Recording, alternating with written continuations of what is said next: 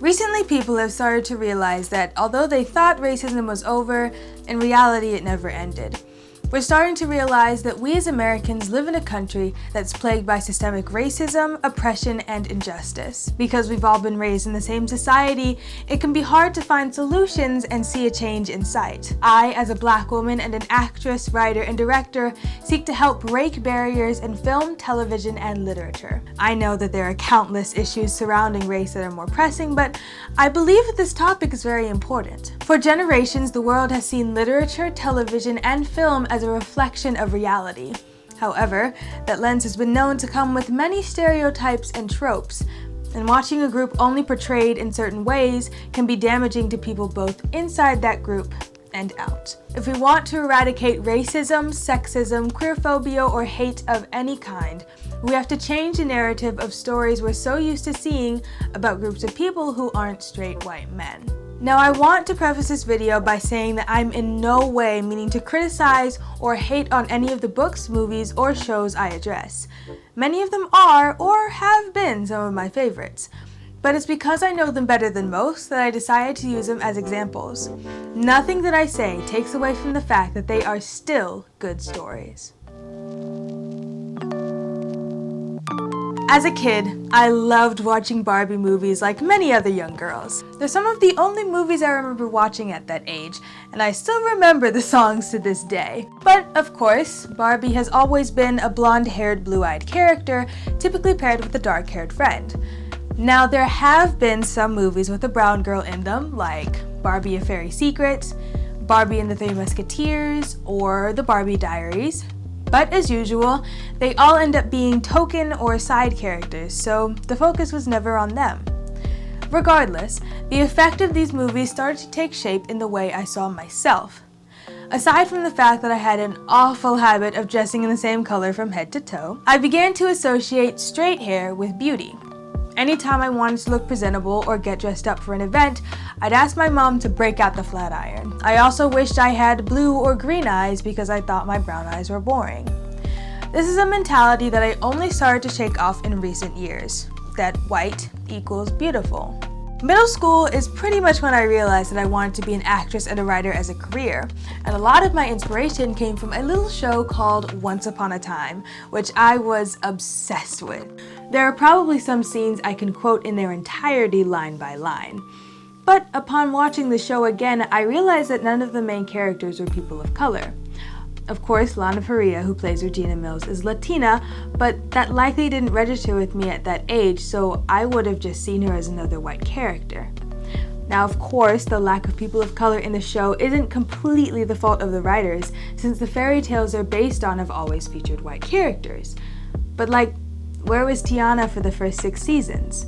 Mulan pops in and out of the show after season 2, but where was she when the second curse hit in season 3 and both the Merry Man and Aurora and Philip were transported to Storybrooke?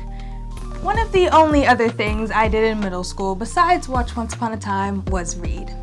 The School for Good and Evil and Keeper of the Lost Cities were what I consider to be my breakout books.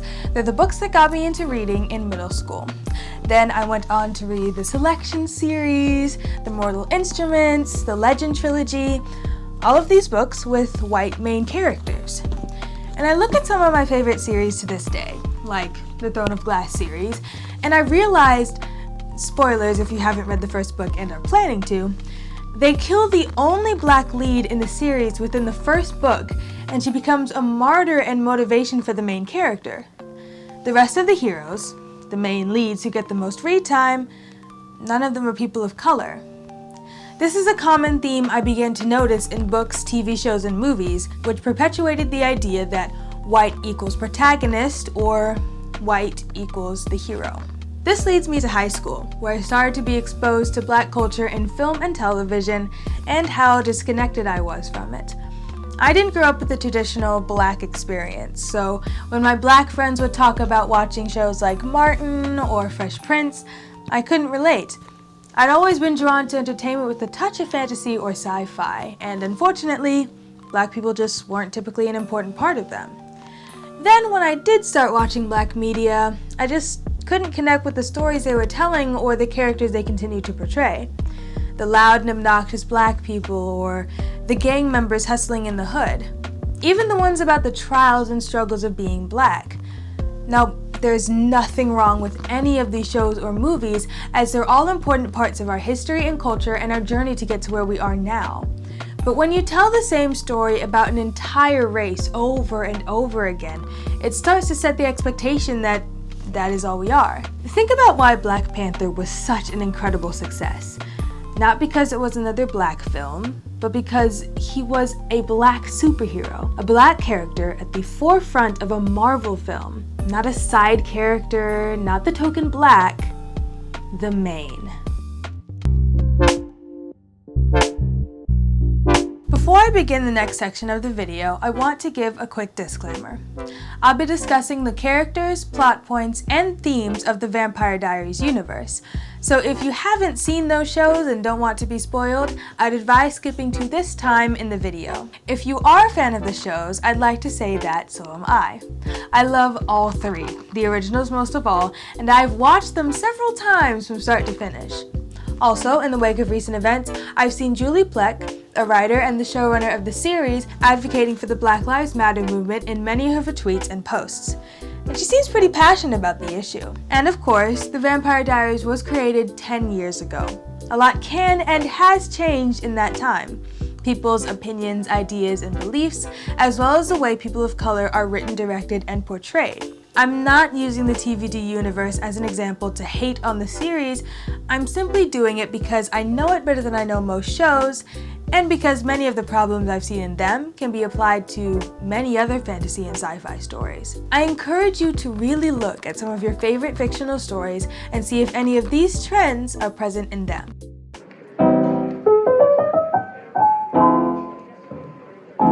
The token character is a trend that can be seen among all forms of entertainment and media that's typically used as a tool to label a movie, show, or book as diverse. Tokenism is the practice of making only a perfunctory or symbolic effort to do a particular thing, especially by recruiting a small number of people from underrepresented groups in order to give the appearance of sexual or racial equality within a workforce, or in this case, a form of media. And the character that falls most solidly into this category in the TVD universe is, of course, Bonnie Bennett.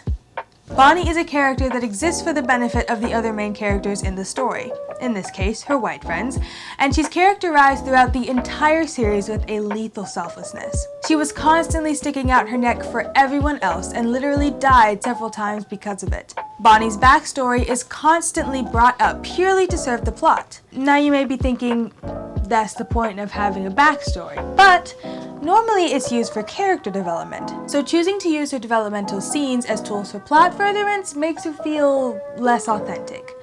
Here are some examples. At the start of the series, Bonnie's entire character surrounds her coming into her abilities as a witch, while her friends and other characters' main focuses stem from relationship drama, whether romantically, platonically, or familial. Every single time Bonnie's in a scene at the beginning of season 1, she's either dealing with or talking about her manifesting magic, or discussing her friends' personal lives.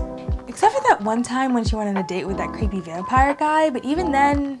Elena and I are bonded for life. I can't imagine it any other way. That tight, huh? She's my sister. I mean, I'd die for her. Yeah, that didn't age well. So the rest of the cast exists as normal people, while Bonnie might as well be magic incarnate, a theme that continues throughout basically the entire series. The use of Bonnie in the Vampire Diaries not only casts her as the token black, but it also solidly positions her as the literal magical Negro of the show. Now yes, other witches are used in a similar way throughout the Vampire Diaries and the originals. However, in the Vampire Diaries, most of the witches are also black. I'll address that more in depth later. And the white witches aren't used in the same way. In the originals, even though Freya was dedicated to her family, she never died for it in the way that Bonnie did. Davina does end up dying, but it's not a result of her devotion to the Michaelsons, it's because of her negative relationship with the ancestors and her connection with Cole. She consistently attempted, or at times succeeded in getting an edge over Klaus, and acted with her own interests in mind, giving her a sense of independence. Both of these characters have their own agency and motivations. Bonnie's sole motivation throughout the majority of the series is to come to her friend's aid, and many times it's to her detriment. Bonnie's Grams dies 5 episodes after her first appearance to save Stefan. We don't see her mom until they need her for help with Esther's coffin in season 3, and instead of getting any sort of relationship development with Bonnie, she's turned into a vampire and leaves again. Her dad doesn't show up in the series until season 4 when they need a new mayor, which begs the question, who was she living with this whole time? Unlike every other main character, we never see scenes of her home life. We know Elena majored in nursing and Caroline was a drama major, but we never know Bonnie's major. She also never attended events like Miss Mystic Falls or the Michelson's Ball. Bonnie didn't even get a eulogy when she died. We ring this bell in honor of Bonnie, in remembrance for her.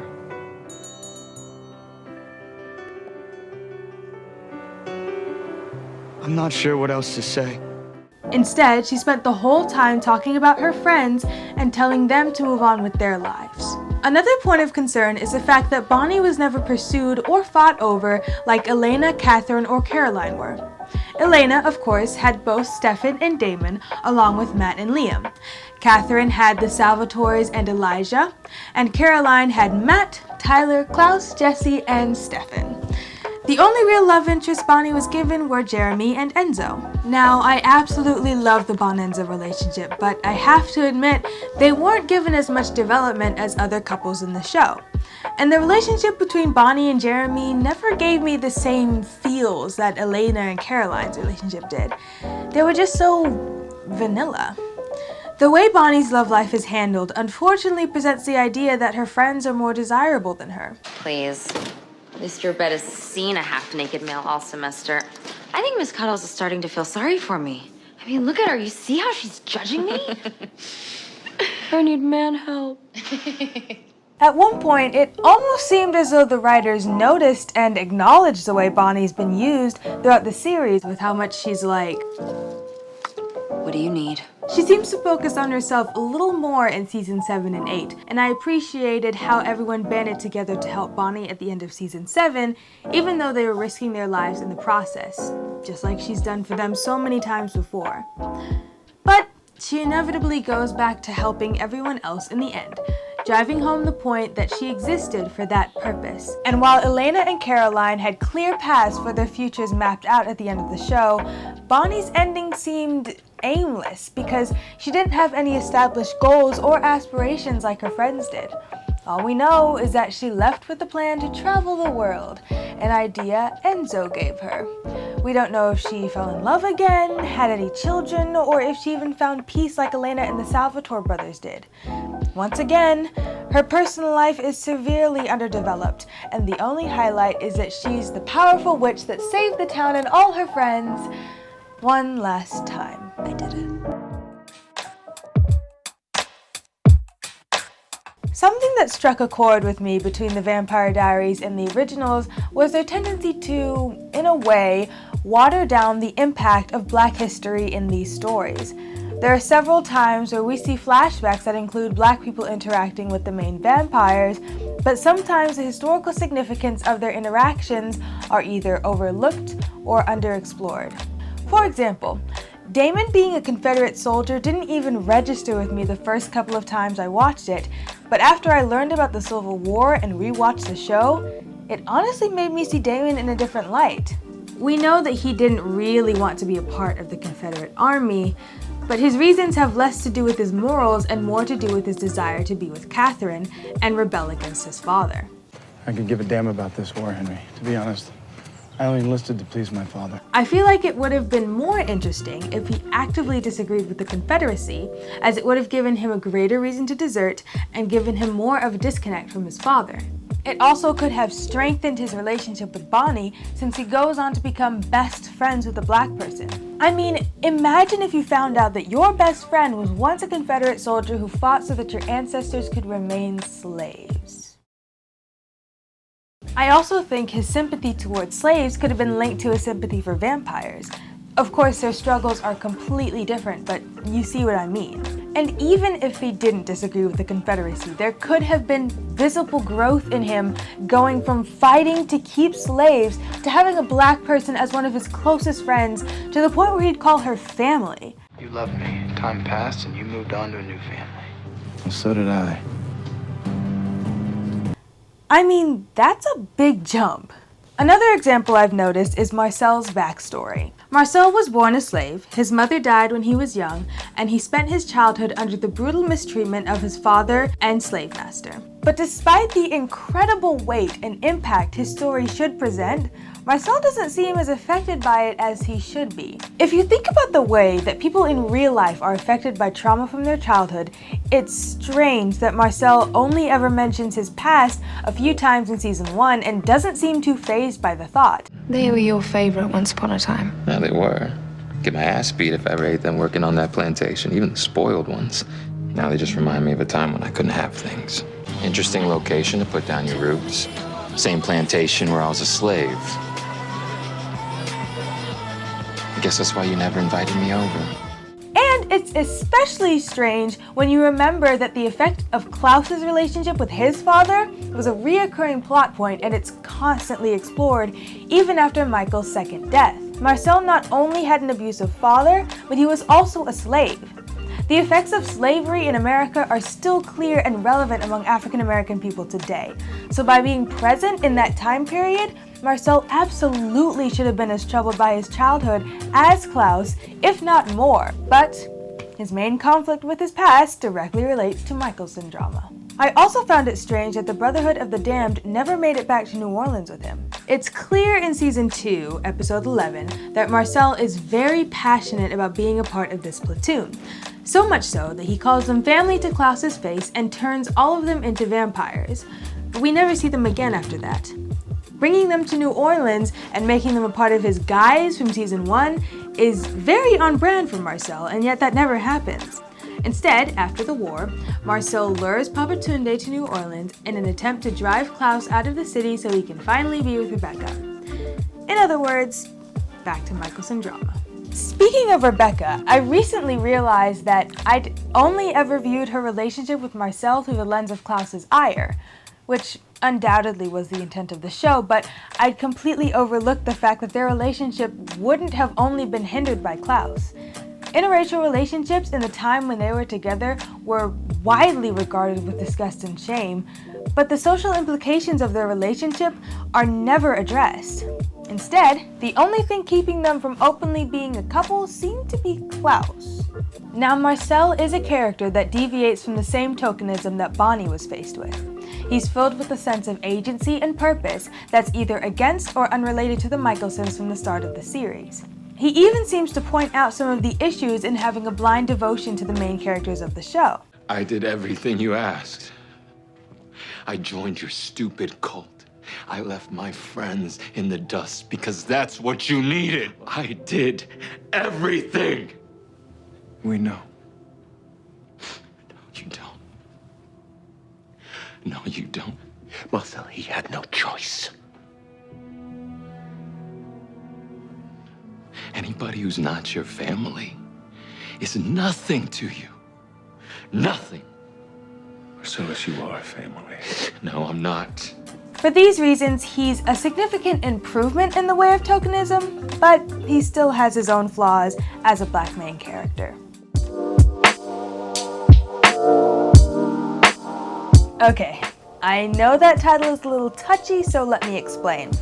I labeled this category as unintentional because, of course, I have no way of knowing if any of these things were done on purpose or not. I'm absolutely not trying to imply that white superiority is something that the writers and creators wanted to promote. I'm simply suggesting that some of the themes nod toward the idea.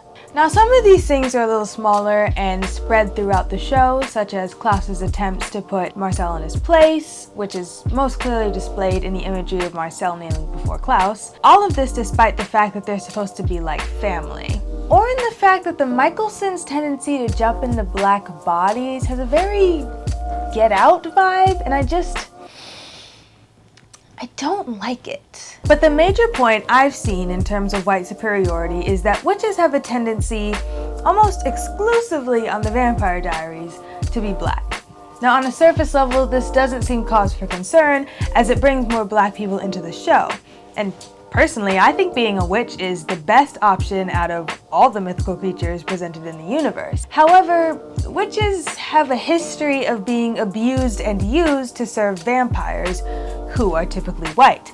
In my mind, this seemed to be because the history of witches was traced back to slavery, as evidenced by the fact that Emily was Catherine's handmaid, code word for slave, but that was only alluded to and never explored on the show. In fact, I don't believe the word slave was ever used in the show, despite the fact that it had so many flashbacks to the time period when American slavery was most prominent. But at least they didn't call Marcel like a servant or something. They seem to try to turn this on its head in the originals when they introduced a black vampire as a main character paired with a white witch, but it pretty quickly goes back to having mostly black witches.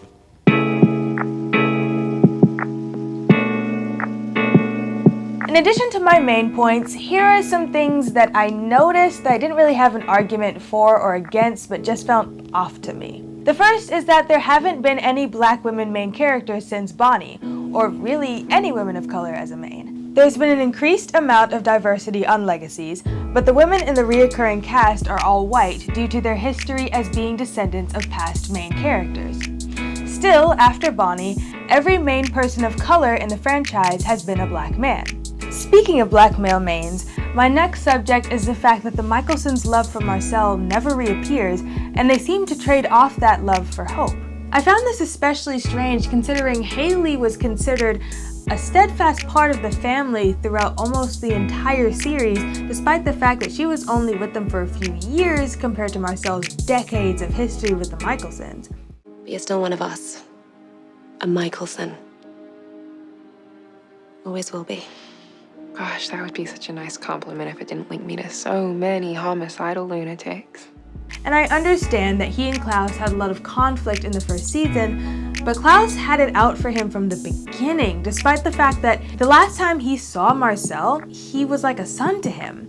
And he thought he died, but now he lives in the house where Marcel used to be kept a slave and mentions his history as a slave without empathy, despite the fact that his oppression was the reason Klaus adopted him in the first place. Klaus never really attempts to bond with him again except when he thinks Marcel might kill him. Also, Elijah never reconciles with Marcel either, even though they used to be so close.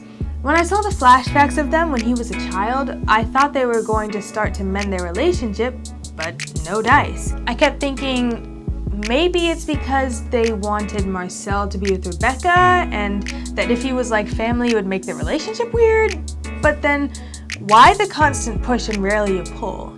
Why make him work so hard for it never to happen? This is probably the only thing I'll mention about Legacies, but something about the Medusa character's braids turning into snakes just felt off to me.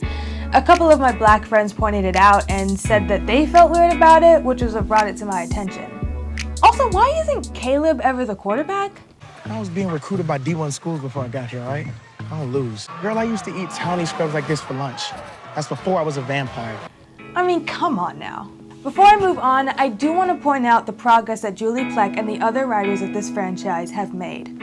I remember looking at the promotional photos for Legacies and becoming increasingly excited to see that there would be not one, not two, but 3 reoccurring black characters on Legacies. I love all 3 of these characters, especially the relationship between Caleb and MG, and I love how they get to be so unapologetically black, from their hair to the way they talk and dress.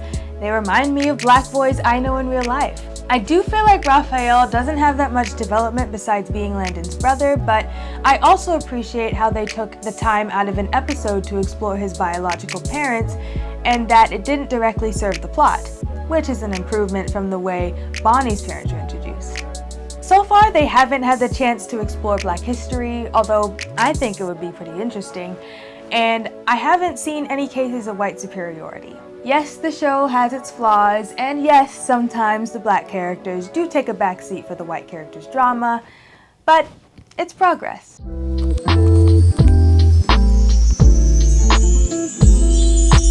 The unfortunate truth is that film and television, like so many things, have a long history of racism. And although we like to believe that all of it is past us, it's still present in tropes, stereotypes, and token characters to this day. The fact that people of color have been portrayed in certain ways contributes to the perpetuation of these tropes, such as the black character always being the first to die. When I first got the job, they said, I sat down with Joe and Daniel, and they said, oh, hey, mate, by the way, congrats on being like the first black vampire that, doesn't get killed off right away. To me, this speaks volumes about the roles we just kind of expect to play in stories like these. While I was writing a sci-fi script of my own, I'd intended to cast a white actress for the lead role for no other reason than it was just what I was used to seeing. But then I realized that it would benefit the story so much more to cast a black lead. The story isn't about being black, but the implications of having her being an African American serve the message of the story more than it would have if she were white. A big reason why these problems are still present has to do with the lack of people of color behind the scenes. It's great to see more diversity and representation on screen until you realize that the portrayal or use of these characters doesn't reflect the reality of the people they're supposed to represent. It really bothered me that I've done 7 Marvel movies now. Every producer, every director, every stunt person, every costume designer, every PA, every single person has been white. Mm-hmm. We've had one black producer. His name was Nate Moore. He produced Black Panther. But then when you do Black Panther, you have a black director, black producer, you have a black costume designer, you have a black stunt choreographer, you have a black, and I'm like, that's more racist than anything else. Because if you only can hire the black people for the black movie, are you saying they're not good enough when you have a mostly white cast? Right. There's so many areas where there can be added inclusivity. I keep saying it's not enough to make a black woman a female lead of your show. You then have to write for that character. You have to make sure there are hair and makeup artists who know how to do black hair and makeup. You have to have producers who understand the black experience in Hollywood. In every department, you have to have diversity so that these actors and these storylines are protected. And that's the work we have to do. If we want to create diverse stories the right way, we have to make sure the people writing for and working with these characters fall into the same groups that they do. Another factor that's been working against diversity on screen for decades is the fear of straying from the trend of white leads. Hollywood seems to have this idea that if you cast a non-white person in a leading role, that film or show will be less successful. Now, I don't have all the numbers and statistics to refute that, but if we look at films like Black Panther, Get Out, Star Wars The Force Awakens, or shows like Avatar The Last Airbender, which has absolutely no white people in the entire show and is argued to be one of, if not the best animated TV shows in history, I think you might be wrong. Of course, what's the point in bringing up problems without a solution? Here's a list of movies, shows, and books that I believe are helping us move forward. I won't go into detail about all of them, but I think some are worth discussing. I watch TV shows the most, so I'm going to start with them first. I'm going to start off with the Netflix original series, Hollywood, and with good reason. Although it's not technically a fantasy or sci-fi series, this show is the literal manifestation of everything I've talked about in this video. It takes us back to the golden age of Hollywood and gives the industry a rewrite to how it might have been if they'd embraced inclusion at that time. I won't go into detail for spoilers' sake, but it features people of color, leading women, and queer characters as its main cast. It's truly a breath of fresh air. The CW's Roswell, New Mexico also features people of color in their main cast, and what I love about this show is that it doesn't shy away from discussing topics like racism, women's rights, and homophobia, and it'll sometimes make them plot points or use them for character development. Raising Dion features a dynamic I've never seen before in a sci-fi show, a single black mother raising a son with supernatural abilities. Although I haven't watched Legends of Tomorrow recently, I know they've always had a pretty diverse cast. I also appreciate them dedicating an episode to showing American slavery in Season 2, Episode 4. Then there's Shadowhunters, The Umbrella Academy, Cloak and Dagger, the last season of Once Upon a Time, Legacies, Black Lightning, as well as animated shows like The Dragon Prince, Avatar The Last Airbender, and Legend of Korra. There's also this upcoming Netflix show called Shadow and Bone that already has a very diverse cast, and I'm so excited for it. Now on to the movies. If you haven't already seen Into the Spider-Verse, I highly recommend it. I love this movie so much because Miles' background as being half black, half Latino isn't the focal point of the movie, but the culture is heavily ingrained in the movie still. Also, the animation, voice acting, and story are amazing too. Black Panther. There's really nothing else to say besides the movie title. I'm pretty sure you already know what the deal is. Then there's The Darkest Minds and A Wrinkle in Time, and those are really the only movies that I'm aware of.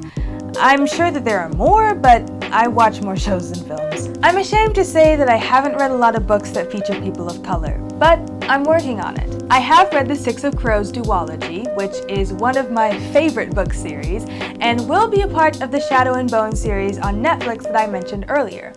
I'm currently reading Children of Blood and Bone, which is a fantasy set in a world inspired by African culture. I've heard it's really good, and I'm enjoying it so far. I added several books by authors of color or featuring people of color main characters to my list, so here are some of those books and their reviews. And of course, I hope to join this list in the future with something I make or am a part of. The representation of people of color is important in all genres of film, television, and literature, but I feel as though it's especially lacking within fantasy and sci-fi even today. Just take a look at some of the new shows and movies coming out, and most of the time you'll see a majority, if not all white cast. Sci-fi and fantasy stories are often used as an escape, but the problem is we're almost only able to escape into a white world with white heroes where the people of color are not as important. I think one of the things that gave me the idea for this video was when I was watching Legacies a while ago and I was just imagining being on this show and becoming a part of this franchise that I love so much. But then I realized that I could never be a Legacy in the way that Hope Michelson and the Saltzman twins are. The closest I could get would be maybe being Bonnie's child, but again, we don't know if she ever had children. The only other black child we know of is Freya and Keelan's son Nick, but he's like 2 years old. And of course, I'm glad that we have people of color in the show to begin with, but for me, in that moment, it was about what not having a person of color legacy meant. It's about the fact that the legacies we get from these shows that benefited so much from their black characters are only white children. It's about the fact that the only trace we have of Bonnie Bennett, who saved Mystic Falls from danger countless times, is when they need her blood for a prison world. It's about the fact that even though progress has been made, the mistakes of the past are still looming over us. And that's what I think a lot of the people who are against the Black Lives Matter movement don't understand.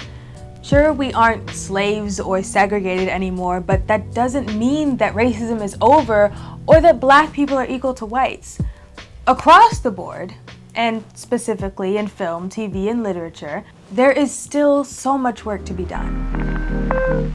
If you enjoyed this video, feel free to click the like button, and if you'd like to see more videos like this from me, make sure to subscribe.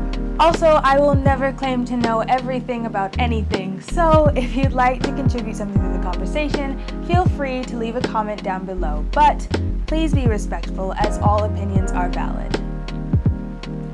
Unless you're racist, sexist, queerphobic, or a bigot of any kind, in which case the opposite is true.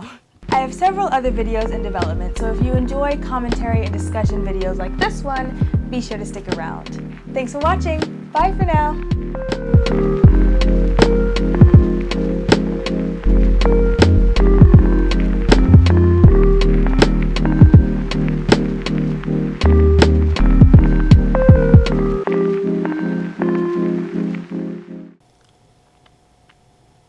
I think I'm done. Finally.